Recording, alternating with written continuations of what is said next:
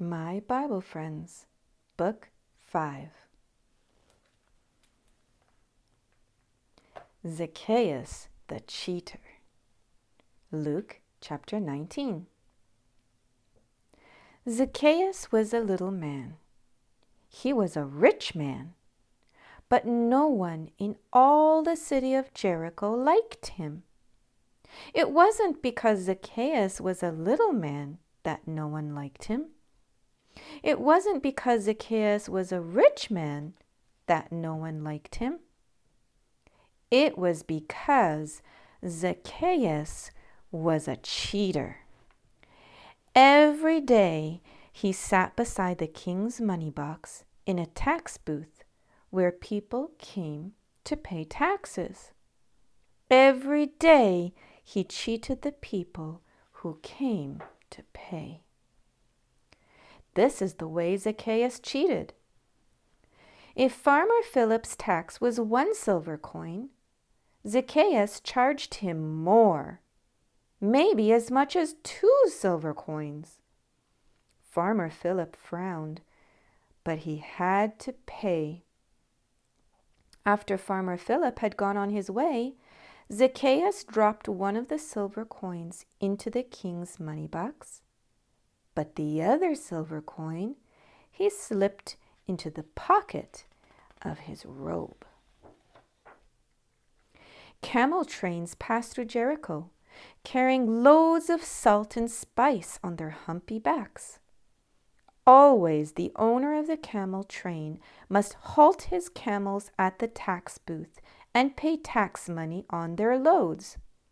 And always Zaccheus charged too much tax money.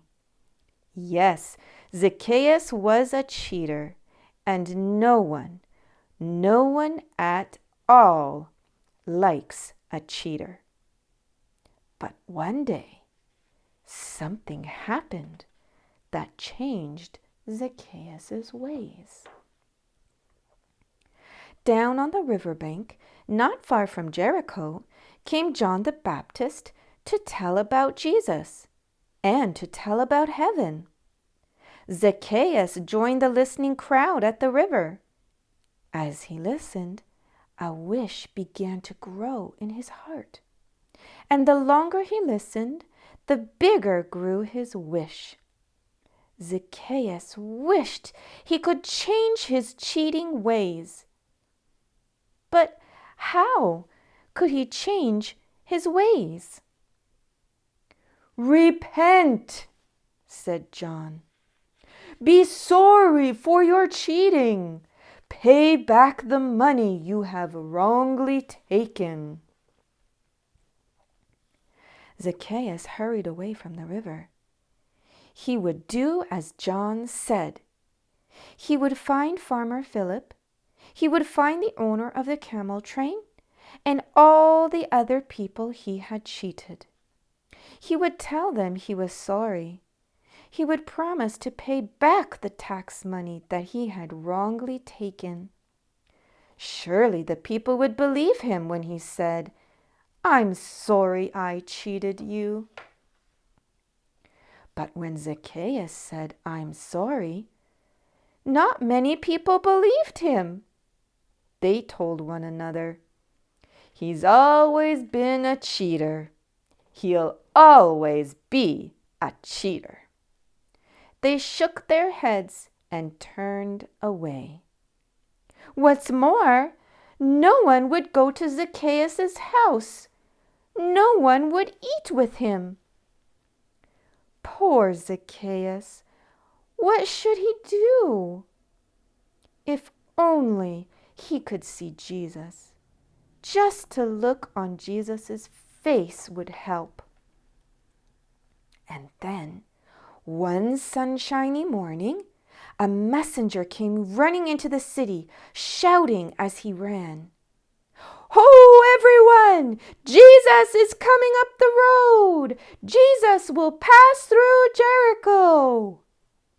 Men and women left their work. Boys and girls left their play.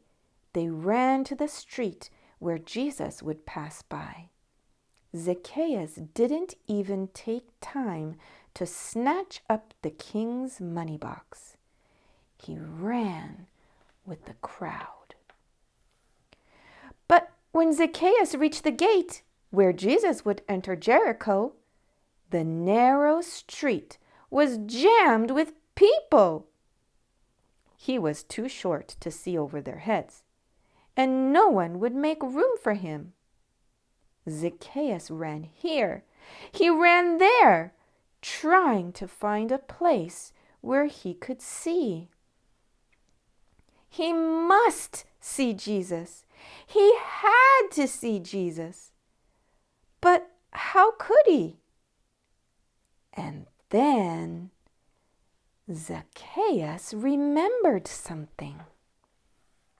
Zaccheus remembered a sycamore tree that grew beside the city gate, where Jesus would leave Jericho.